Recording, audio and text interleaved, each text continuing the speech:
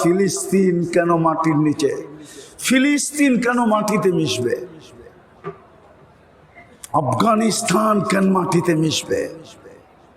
ইরাকের মতো জায়গা মাটিতে মিশবে যেখানে শেরে খোদা আলিউল মুর্তজা, যেখানে দানিয়াল আলাইহিস সালাম, শত না জানি ইতিহাসের পাতা খুঁজলে কয়জন নবীর পাওয়া যাবে ইরাকের ভিতরে। যুগ বিয়োগ মিলে না, ওটা কেন মিশবে? কেন মিশবে সিরিয়া? আরে লিবিয়া কেন মিশবে? যেখানে তমিমে দাড়ি ঘুমায়, যার হাতের ইশারায় অগ্নিগিরি পিছে যায়, ওটা কেন মাটির সাথে মিশবে? সিরিয়া কেন মাটির সাথে মিশবে? যেটা শামের মেইন ক্যাপিটাল ছিল, যেটাকে আসলে দিয়ারুল আম্বিয়া বলা হয়, ওটা কেন মাটির সাথে মিশবে? তো যেটা বুঝাইতেছিলাম আমি, বুঝাইতেছিলাম দাবি এটাই ছিল, সবকিছু দেওয়ার পরে দাবি ছিল আমার হুকুম মানো। কিন্তু প্রশ্ন চলে আসছিল, মানবো তো মানবো কি করে? চোখে তো দেখা যায় না, ধ্যান ধারণায় আনা যায় না। আপনি তো একটা পদের মালিক না, 99টা পদের মালিক, আপনাকে মানবো তো মানবো কি করে? তো হুকুম আসছিল আতিউর রাসূল, আমার বন্ধুর গোলামি এখতিয়ার করো। রাগ হয়েন না, আজকে মুসলমানের ঘরে মুহাম্মদুর রাসূলুল্লাহ যতটুকু নির্যাতিত, বাকি কেউ তো চিনেই না, ও তো চিনেই না। নাইলে যেই আমার সবচেয়ে আশ্চর্য লাগে ইতিহাসের পাতা দেখলে, যেই দেশের ইসলাম মদিনার সমসাময়িক, জানেন বাংলাদেশের ইসলামের বয়স কত? তোলাবারা জানো বাংলাদেশের ইসলামের বয়স কত?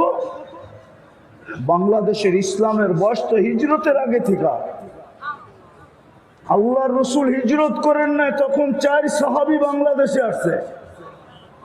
আবু ওয়াক্কাস, ওহাব ইবনে মালিক, কাসিম ইবনে হুযাইফা, উরওয়া ইবনে সাসা, 2 জন এখান থেকে চিনে গেছেন, ওনাদের কবরে চিহ্নিত আছে। আর 2 জন এই মাটিতেই ঘুমায়া গেছেন। এই জন্যই তো এই মাটির একটা আধ্যাত্মিক শক্তি আছে, শুনবেন? এই মাটির একটা আধ্যাত্মিক শক্তি আছে। এই মাটি নিয়ে লাল সবুজের পরিধি নিয়ে যে খেলে না, এই মাটি ওকে প্রথম আউট করতে চায়, রান আউট। যদি রান আউট না হইলো, তা চায় বোল্ড আউট করতে। যখন বোল্ড আউট না হয় তো চায় ক্যাচ আউট করতে। আর যখন ক্যাচ আউটও হয় না, তো এই মাটি ওকে ছক্কা মাইরা বাউন্ডারির বাহিরে করে। এটাই মাটির আধ্যাত্মিক শক্তি। আপনাকে ইতিহাস পড়তে হবে, 1432 বছরের ইতিহাস। আপনি ইতিহাস না পড়লে পাবেন না। বাংলা সন বর্তমানে 1432 চলতেছে। 1432 বছরের ইতিহাস আপনাকে পড়তে হবে। আপনি পড়লে দেখবেন আমার কথা সত্য হবে।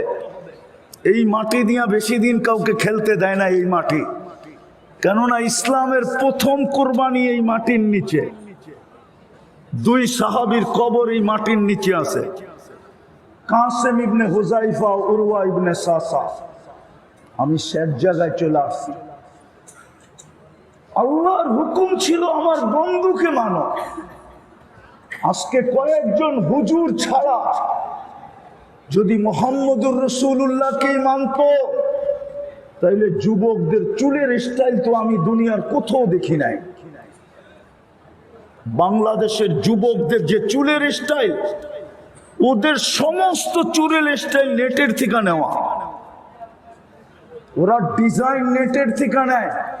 50 টাকা দিয়ে চুল কাটা যায়, 450 টাকা দিয়ে জিলাপি খাওয়া যায়, পিজা খাওয়া যায়। ওরা 500 টাকা দিয়ে এই পটিয়ায় চুল কাটায়। জিজ্ঞেস করেন,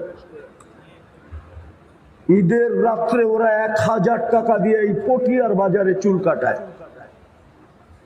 ওদের চুলের ডিজাইন দুনিয়ার কোথাও আমি দেখি নাই।